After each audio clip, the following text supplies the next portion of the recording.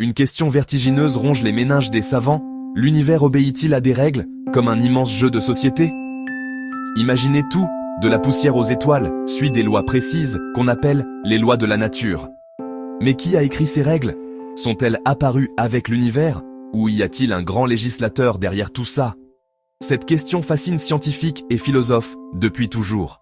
Comprendre l'origine de ces lois, c'est chercher le sens même de l'univers. Prêts à mener l'enquête? On va explorer ensemble les théories, des plus scientifiques aux plus métaphysiques. C'est parti pour l'aventure de la connaissance. Avant de chercher l'auteur, une question fondamentale se pose à nous. Clarifions ensemble ce que sont précisément les lois de la nature. Il est crucial de bien comprendre leur essence avant de plonger plus profondément dans ce mystère. Ces lois sont le fondement même de notre compréhension de l'univers. Et sans une définition claire, nous risquons de nous perdre dans des interprétations erronées. Ce ne sont absolument pas des lois humaines, celles que nous créons pour régir nos sociétés et nos interactions. Les lois humaines sont subjectives, elles évoluent avec le temps et les cultures, et elles sont souvent imparfaites. Il s'agit plutôt de descriptions universelles, valables partout et en tout temps, du fonctionnement intrinsèque de l'univers, de ses mécanismes les plus fondamentaux. Elles régissent le mouvement des galaxies, la formation des étoiles, et même le comportement des particules subatomiques. Par exemple, prenons la gravité. Elle stipule que deux objets massifs s'attirent mutuellement, que ce soit une simple pomme qui tombe d'un arbre ou l'immense lune qui orbite autour de notre planète. La gravité est une force omniprésente qui façonne l'univers à grande échelle. Autre exemple tout aussi fascinant, rien, absolument rien, ne peut voyager plus vite que la lumière dans le vide. C'est une limite de vitesse cosmique, une barrière infranchissable qui a des implications profondes sur notre compréhension de l'espace et du temps. Ces lois ne sont pas de simples suggestions, ce sont des contraintes fondamentales, des règles immuables auxquelles tout dans l'univers doit se conformer. Elles sont souvent exprimées sous forme d'équations mathématiques élégantes, comme la célèbre E-MC2, qui relie l'énergie et la masse. Sans ces lois, l'univers tel que nous le connaissons serait un chaos total, un désordre sans nom, sans structure ni cohérence. Il n'y aurait ni étoiles, ni planètes, ni même la possibilité de la vie. Il est important de noter qu'elles ne forcent rien au sens strict du terme. Elles ne sont pas des commandements impératifs, elles décrivent simplement, avec une précision étonnante, comment la matière et l'énergie se comportent dans différentes situations, comment elles interagissent et évoluent au fil du temps. On peut les comparer aux règles d'un jeu complexe. Elles définissent le cadre dans lequel tout se déroule, les limites et les possibilités. Et c'est grâce à cette connaissance que nous sommes capables de faire des prédictions précises sur le comportement de l'univers. C'est grâce à elles que l'on peut envoyer des sondes explorer les confins de l'espace, ou prédire avec une exactitude remarquable le moment précis d'une éclipse solaire ou lunaire. Ces lois sont la clé de notre compréhension du cosmos. Voyons quelques exemples concrets. Faire cuire des pâtes, c'est la thermodynamique. La chaleur va toujours du chaud vers le froid. Le GPS de votre téléphone, il fonctionne grâce aux lois d'Einstein sur la relativité, qui corrigent le temps des satellites. Un aimant sur le frigo, c'est l'électromagnétisme, qui régit aussi la lumière et les ondes radio. La couleur du ciel ou un arc-en-ciel. Ce sont les lois de l'optique, expliquant comment la lumière interagit avec l'atmosphère. Ces lois sont partout, de la technologie à la nature. Elles rendent l'univers prévisible et compréhensible. Sans elles, ni étoiles, ni vie, ni science ne seraient possibles. Qui a écrit ces lois qui régissent l'univers? Qui a posé les fondations de la réalité telle que nous la connaissons? Cette question, aussi vieille que la conscience humaine, continue de nous hanter. Elle nous pousse à explorer les confins de l'espace et du temps, à sonder les profondeurs de la matière et de l'énergie. C'est la grande question, l'énigme ultime qui se cache derrière chaque équation, chaque observation, chaque théorie. Une question qui transcende les disciplines, reliant la physique à la philosophie, la science à la spiritualité. Newton voyait dans l'ordre mathématique de l'univers non pas un simple hasard, mais la preuve tangible d'une intelligence créatrice. Pour lui, les lois de la physique étaient le langage même de Dieu, révélant sa sagesse et sa puissance. Il percevait dans l'harmonie céleste, dans la précision des mouvements planétaires, la main d'un créateur, un architecte divin qui avait conçu l'univers avec une perfection inégalée. Cette vision, profondément ancrée dans sa foi, a guidé ses recherches et façonné sa compréhension du monde.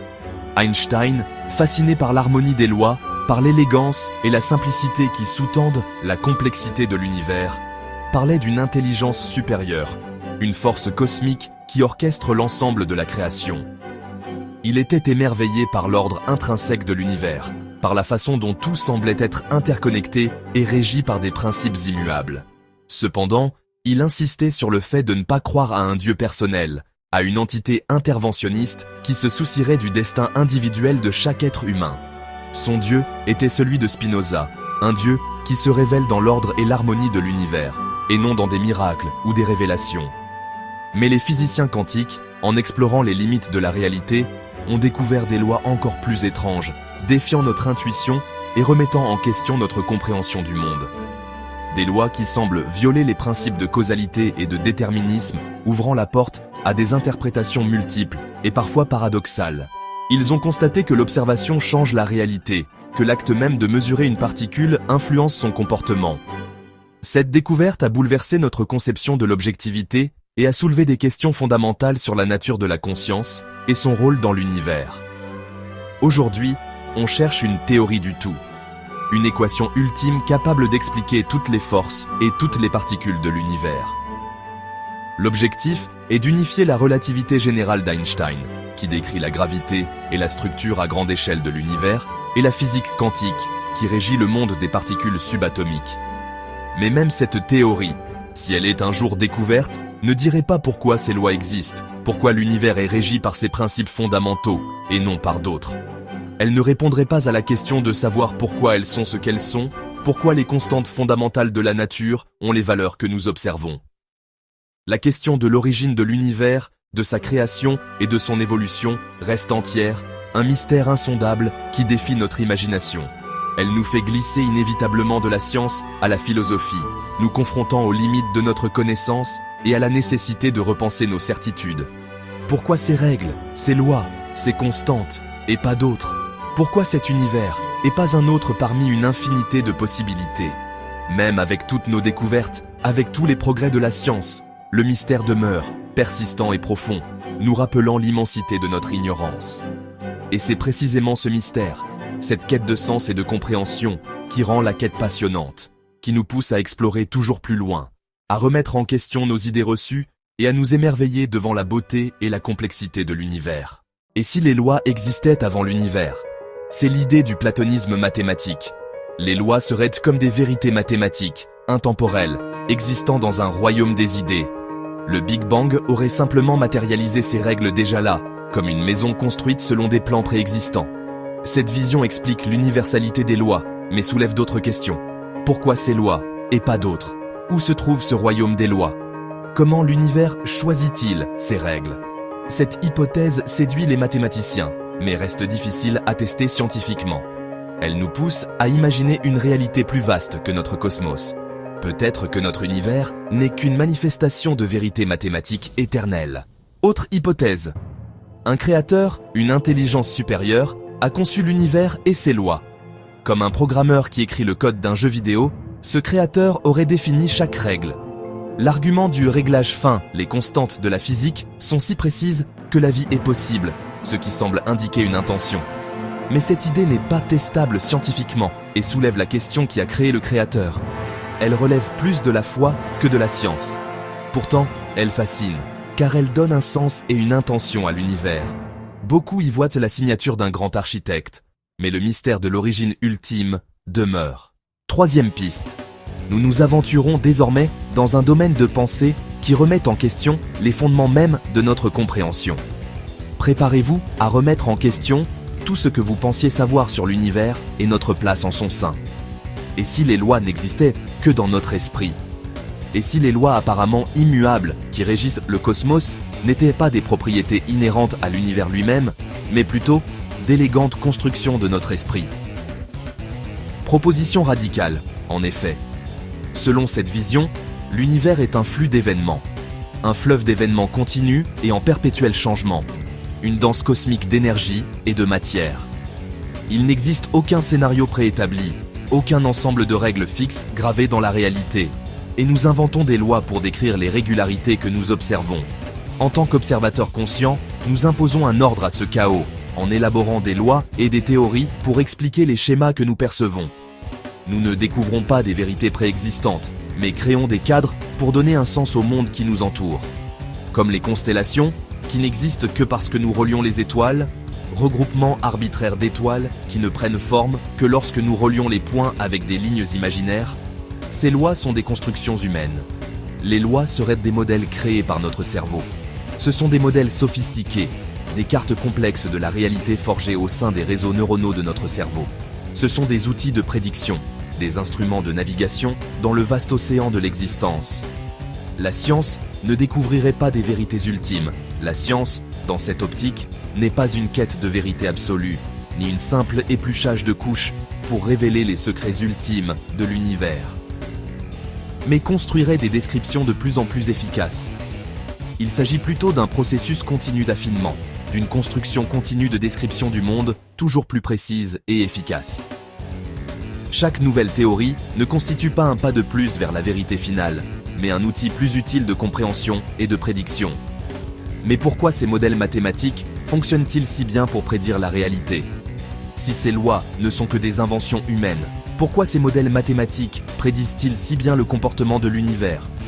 Pourquoi pouvons-nous utiliser des équations pour prévoir les éclipses, prédire les trajectoires des engins spatiaux et comprendre les forces fondamentales qui façonnent la réalité? Cela suggère qu'il y a un ordre réel dans l'univers. Peut-être que cette précision remarquable suggère un ordre sous-jacent, une structure cachée tissée dans la trame du cosmos, même si nos lois ne sont que des approximations. Même si nos lois ne sont que des approximations imparfaites, elles peuvent néanmoins refléter une réalité plus profonde et plus fondamentale qui existe indépendamment de notre esprit. Cette hypothèse met l'accent sur notre capacité à comprendre. Cette hypothèse souligne le pouvoir extraordinaire de l'intellect humain, notre capacité innée à percevoir des schémas, à construire des modèles et à donner un sens à ce qui semble incompréhensible. Mais elle laisse planer le doute sur la nature profonde des lois. Mais cela nous laisse aussi avec une profonde incertitude, un point d'interrogation persistant sur la véritable nature de ces lois. Sont-elles le reflet d'une réalité extérieure ou simplement d'élégantes illusions façonnées par notre propre esprit? L'univers n'est pas un chaos total. L'univers, malgré son apparente complexité, n'est pas un royaume de chaos total. Et nos modèles capturent une part de son ordre.